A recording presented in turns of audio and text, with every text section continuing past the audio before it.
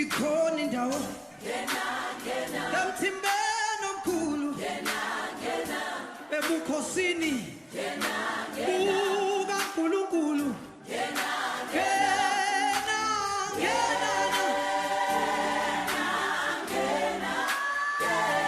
Matthew 21 verse 1 sigcina verse 11 yila kukhulunywa khona ngayo inkonzo yamasonto esibhekene nayo. Angibingeleleke bonke abazalwane abalaleli noma ababukeli balendaba namhlanje egameni lika Jesu. Izwi lenkosi namhla sokhuluma ngalo ngithanda ukuba sibheke kakhulu ngoba sisenkonzweni ephazamisekile yePhasika ukuba sikhulume ukuthi iSunday le esikuyona iSunday ebizwa kuthiwa inkonzo yamasonto. Ila abantu babephethe khona amasonto. Singakangeni ke ezweni lenkosi ake siqale kuqala ngokuthandaza sibonge uNkulunkulu wethu ukuthi usifikisile kule nkonzo egameni kaJesu. Baba ongcwele namanje siyathandaza ekuseni siza kuwe egameni likaJesu. Kuba bonke uThixo akekho ofana nawe. Siyabonga baba umusa ungaka esawenzelwayo. Elithi izwi lakho uNkulunkulu wathandizwe kangaka baba ongcwele ngenxa yokuna kwethu wathumela indodana yakhe izelwe yodwa ukuba baba ongcwele izosifela ukuze utokholwa yiyo angabhubhi abe nokuphila okuphakade. Siyabonga baba ongcwele sifike leso sikhathi la baba ongcwele siyothengwa kuzosalwa ibandla ngegazi lakho wena Nkosi uJesu. Siza kuwe ke baba ongcwele sikunikeza udumo nasekuseni ukuthi bonke abalalele lo mlaleli baba ongcwele basize babona amandla onke kakhulu bayizwe le ndaba. Siyamyala uSathane siyambopha angaphazamisa inhliziyo nezingqondo ezilalele wena. Uyizolo uwe namhlanje nguwe naphakade nguwe baba ongcwele oyakusahlulela ekugcineni kwakho konke. Thatha udumo lonke lungo lwakho egameni kaJesu ogcotshiwe nozobuya elanda ibandla lakhe manje naphakade. Amen. Ngiyathanda ukuba singene kuleli izwi ngokuka Matthew 21 sizoqala ke verse 1 sigcina verse 11. Yila kukhulunywa khona ngayo inkonzo le yamasonto esibhekene nayo. uJesu ungena eJerusalema. Wathi ukuba basondele eJerusalema sebefikile eBethfage ngasentabeni yeminqumo. uJesu wathuma abafundi ababili. Wathi kubo hambani niye emzaneni obhekene nani. Niza kufumana masinyane imbongolo ikhulekiwe nethole linayo zithubuleleni. Nizilethekile. Uma umuntu esho utho kini anothi inkosi iyazidinga uyakuzithumela masinyane. Kepha lokho kwenzeka ukuba kugcwaliseke okwashiwo ngumprofeti othi yishoni kuyo indodakazi yaseSiyoni ukuthi bheka inkosi yakho iza kuwe imnene ikhwele embongolweni yebo etholeni inkonyane yesilwane esiboshelwayo. Abafundi bahamba benza njengokuba uJesu ebatshelile. Baletha imbongolo nethole babeka izingubo zabo phezu kwazo. Wahlala phezu kwazo. Iningi lesixuku lendlala izingubo zalo endleleni. Kepha abanye bagawula amahlamvu emthini bawendlala endleleni. Izixuku ezazihamba phambili nezazilandela zamemeza zathi Hosiyana kuyo indodana kaDavida. Ubusisiwo zayo egameni lenkosi. Hosiyana kweli phezulu. Wathi esangena eJerusalema umuzi wonke wanyakaza wathi ngubani lo? Izixuku zathi lo ungumprofeti uJesu waseNazaretha laseGalile. Nkosi busisa kufunda kwezi lakho manje naphakade. Amen.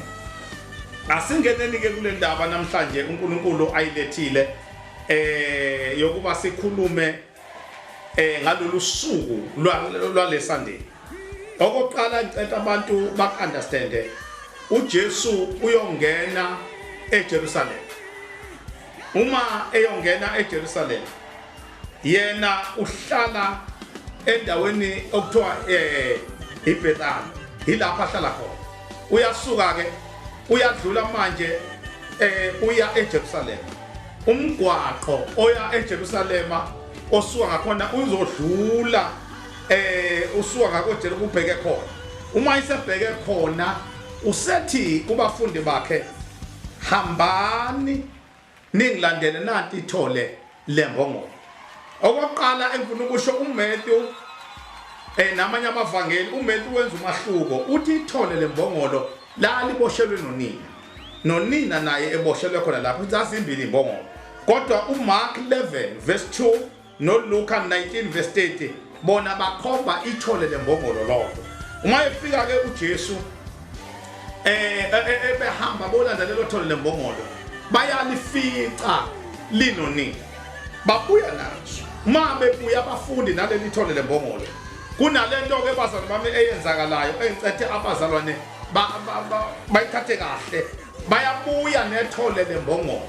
Uma bebuya asizwa ngoninto kwenze kodwa ithole lona ngoba uJesu ngesiprophet engisazofunda incwadi yakhona sika Zakaria 9 verse 9 why prophetha umprofeti uZakaria le ndaba yokuthi uJesu yogibela ithole lembongolo sazoyifunda lo ncwadi leyo. Uma ngabe ke sebeza nalo ithole kuJesu into yokuqala uma lifika ithole kuJesu abafundi bona uqobo lwabo bandlala izingubo phezu kwethole. Bona abafundi bagumula ingubo zabazidlala phezu kwethole. Ngani abafundi bendlala ingubo phezu kwethole na? Ukuthi uJesu ukuthi ithole njalo imbongolo bayigitshelwa inesihlalo sayo iyashi kodwa ke uJesu yena lethole lembongolo kwakho sihlalo. Ngakho abafundi badlala ke izingubo zabo phezu kwethole. Kusho ukuthini kwendlala ingubo zabafundi? Ingubo imele impilo yakhe umuntu. Imele uqobo lwakhe. Uthatha uqobo lwakhe ulendlalela uJesu ukuthi ahlale phezu kwakhe. Uma isebelendlalele uJesu sehlala phezu kwezingubo zakhe.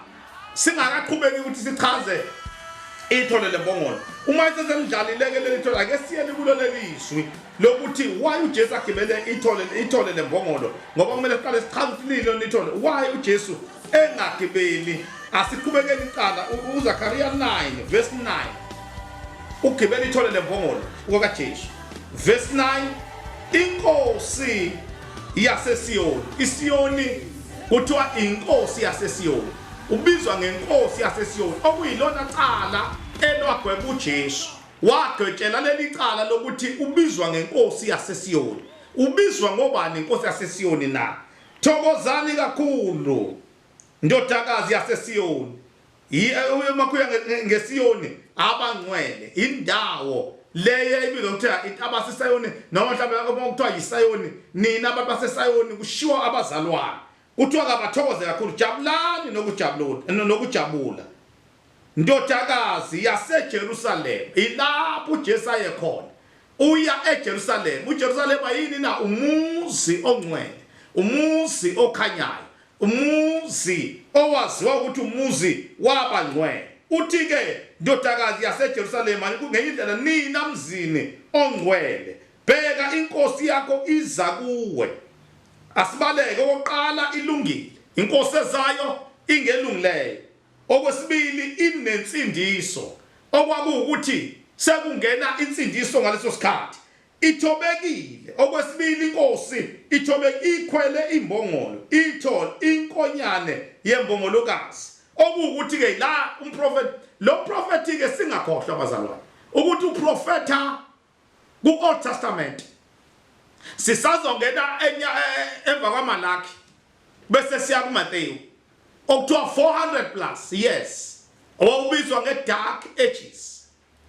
Okusho ukuthi i-dark ages ilapho ngesakala ikhona iphimbo likaNkulunkulu sekuthule ingeseswakala uNkulunkulu. Kodwa lo mprofeti waprofetha singakafiki leso sikhathi ukuthi ke uJesu uzongena eJerusalema. Namhlanje izwe sifuna ukuthi uJesu ungena eJerusalema. Ngenxa yalesi prophetho ke uyangena ke eJerusalema. Uma beletha ke ithole lembongolo siqaleni ke isiphi isizathu sokuthi uJesu agibele ithole lembongolo abalilethayo na? Naso kokuqala isizathu ngethole lembongolo. Ithole lembongolo aligibelayo Okokuqala imbongolo yaziwa ngokuthi into ethwala umthwalo. Okwesibili isilwane esihamba kancane esingagijimi njengehashi. Okwesithathu isilwane esasiphephe kakhulu. Okugcina isona silwane imbongolo uJesu ayigibelayo ngoba kuthiwa ekuhambeni noma umakhanjwa kwakusetshenziswa amahashi. Nazibo kodwa amahashi ayesetshenziswa izigwili. uJesu kube wayegibela ihashi. Lesi sicuku esishiwoyo sasingeke sikwazi ukusondela ngoba ihashi lasetshenziswa ngabantu akuthiwa omntakabani. Kodwa imbongolo isetshenziswa abantu ababonakala bephansi noma bangenalutho. Kungakho isicuku sakwazi ukufinyelela kuJesu ngoba ukube baqhamuka ngehashi into yomntakabani babeyosaba ngoba babengenagama. uJesu ungena kumuntu wonke noma ngabe kuthiwa ukuthi angululeke ukuthi la ukhona uma ulalela lokho. Okokuqala into ofanele uyenze yiba nento kaJesu. uJesu ugibela imbongolo kusho ihumanity, kusho ukuzithoba, kusho humbleness, kusho umoya wokuthi uJesu adleke kubantu bonke. Nginezinto ezintathu engihlale ngizisho ngithi ma izithelo zomuntu zintathu okumele umuntu azazi. Nanzi inhlobo yezithelo. Eyokuqala isithelo simele sidliwe ngabantu kuwe. Uma ungenazo ispirit sikaJesu sehumbleness akekho umuntu okwazi ukudla isithelo kuwena. Ngiyekhala ukuthi mhlambe orange yalifuna umuntu ukuthi liphezulu akakwazi ukugibela. Bakhona abantu abanjalo banawo amathalente abantu bayafuna lento iphethe. Inkinga nje wena ncike Nkosi ukuthi uphezulu uphakeme akho umuntu okwazi ukuzodla ithelo kuwena. Okwesibili kube izithelo ezidliwa nguwe kuwe ngenxa yokuphakama. Ngisho abantu abakwazi ukusonde noma ususenkingeni akekho umuntu ozokwazi ukukusiza ngoba wena awusondeleki. Kuthi angeluleke ukuthi yibani ngabadlekayo, yibani ngabasondela kubantu, yibani ngabehlayo ephakameni ningaphakami kakhulu bantwana bakaNkulunkulu. Okwesithathu isithelo esidliwa uNkulunkulu kuwe esisencwadini lapho uyakhona okubala khona izithelo zikamoya okuthiwa nazi ziyabalwa kwehliwa nazo. Sikhona esokuthobeka, khona esothando, kukhona izithelo ziningi ikakhulu esokuthobeka nesothando nesithelo yesothando nesokuthobeka noma ziningi lezi ezimbili ezibalekela abantu. Ngakho-ke uJesu wagibela ithole lembongolo ukuze akwazi ukuyongena ngalo. Asambeni-ke mayiseligibelile abafundi sebedlalile. Lithi-ke iBhayibheli mayisesuka imbongolo ihambe ingene emgwaqweni ibheke eJerusalema. Kunalento yokuqala eyenzakalayo. Abantu-ke manje isicuku ngoba sasondela kuJesu ngenxa yokuthi wayigibela imbongolo kwakusondeleka kuyena. Sasondela-ke isicuku. Uma sisondela kuJesu isicuku lithi iBhayibheli sasondela isicuku sendlala nazo ingubo zakhe. Yini ukwendlala ingubo? Ukwendlala ingubo kusho ukuthini bazali bami? Ukwendlala ingubo kusho ukwendlala impilo yakho. Ukwendlala yonke into yakho ukuzibeka phansi. Ukwendlala ingubo isho impilo yakho, isho ukufudumala kwakho. Badlala phansi konke lokho ukuze uJesu ahambe phezulu kwabo. uJesu bekhombisa isayini yokuthobeka. Kubalulekile bazali bami ukuyendlala impilo yethu kuKristu. Kubalulekile ukuzehlisa. Kubalulekile ukuthi uyendlala impilo yakho. Namhlanje sikhuluma ngalokho. Badlala ngisho amasundu, abanye bagijima bathatha amasundu. Umbuzo lesi sixuku sasiyaphi? Phela kwakuyiwe eJerusalema kuwumkhosi wePhasika. Abantu bakubhekwe khona. Kuyila seqalile. Kodwa uJesu yena esalelwe izinsuku ezisihlanu ukuthi akhashelwe noma abulawe. Kwase kusele izinsuku ezisihlanu.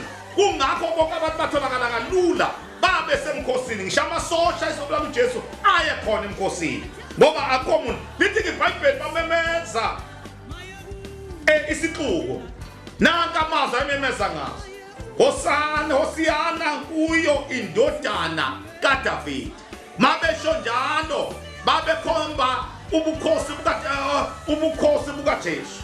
ubusisiwe ozayo egameni lenkosi Hosiyana kweli phezulu lokho kungameza kusho ukuthini kuthi uJesu babemphakamisa bemenza abe inkosi iyona nto eyacasula abapristi nabaFarisi ababengaphakathi eJerusalem ngoba ekubemezeni kwakhe kwabonakala ukuthi uJesu abantu bayamthanda kangangokuthi ke lithi iBhayibheli esixukwini kwakukhona nabaFarisi nabapristi bathi uJesu khuza lesi sixuku sakhe uyasizwa into sithi ngenye indlela badinga ukuthi simenze inkosi wathi uJesu uma uzofunda encwadini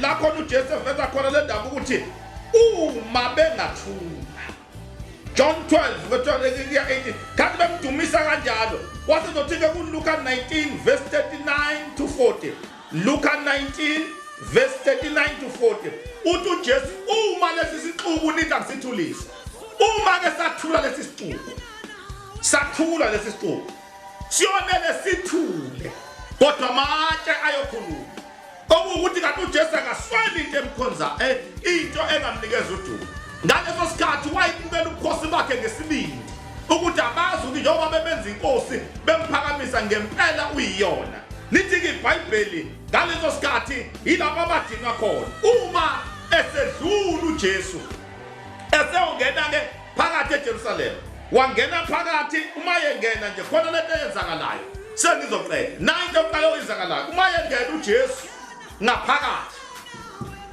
kwenzeka into eyodwa lithi iBhayibheli bona base bephatheka kwazothi waklina ngaphakathi kwaphuma abantu ababedayisa kwazothi imundo neimpumputhe neishosha zaphambana nababaleka uzangena ngaphakathi uJesu wazikhulukisa bajabula ngenkathi bebiza ngendodana kaDavid yibo ababemenza uKristu yikho ke lokho kwabaqasafuni kakhulu baphinde basondela bathi uyathulisa laba bantu bakho uyabezwa yini ukuthi bathini kudinwa bona laba priest bangaphakathi ngoba bebona ukuthi uJesu abantu bamnikeza udumo nathi igama elishiwo uJesu ekugcineni uthi wayazi kahle ukuthi njengoba eya eJerusalem ilapho eyobulawa khona ilapho ukuthi nanokuthi njengoba bebamsindo bemdumisa bethi Hosiyana kwephezulu wayazi kahle ukuthi lona abazombeka lo ukuthi yena uyibize ngenkosi kanti abantu bebiza ngenkosi kanti abantu bembuza naye ngenxa ukuthi abantu bavulelwa kodwa abapristi bangambulelwa engibala ngakho ukuthi ayikho into ejabulisa njengokuthi uma ubheka isixuku siyajabula abapristi abathokozi bangakanani abantu abanjalo abantu babebona amandla kaNkulunkulu abantu bethokoza kodwa kuthi angabaholi kube yibona abantu namandla kaNkulunkulu bafuna ukuvala amandla kaNkulunkulu akasilekelele kuNkulunkulu ungangeni ohlangothini labapristi abalwa namandla kaNkulunkulu uNkulunkulu anilekelele nisalalele lentumayelo anigcina ndondoloze namanje naphana phakathe amen angicele ke nakho kunye kubazalwane ngicela ukwedlulisa le ndaba sengivala ukuze ukuthi uma uNkulunkulu ekulekelela uyenze nawe iaccount yethu yebandla u043 66 1203 angiphi 043 66 1203 iStandard Bank leyo nto siyenzela abazali bami ukuze sikwazi ukuhlangana nezidingo zebandla njengoba kuhleliwe kuyabonakala konke kuningi okubonakalayo kodwa ngiyamkhola uNkulunkulu uzonithinta nikwenze konke lokho egameni kaJesu laba afaka ishumu zabo abaletha uNkulunkulu balethe ngento abaletha ngamo ubonke kunjani ungafona even ngisho mina ngithola ke la esontweni ngikwazi ukuzokuhlangabeza makuya ukuthi akulula ukuthi uya ebank inkosi ke inimusise salalele bese niyahlonipha ukuthi hlalane ezindlini siziqhumele leso sikhathi esishiwo uhulumeni wethu. Thina ke siyibandla limhloniphayo uhulumeni, akushilo sokulalela. Siyawakholwa amandla kaNkulunkulu akhona, kodwa akushilo uNkulunkulu futhi asibalalele abasiholayo. Inkosi ke iyonigcina inimbusise. Amen.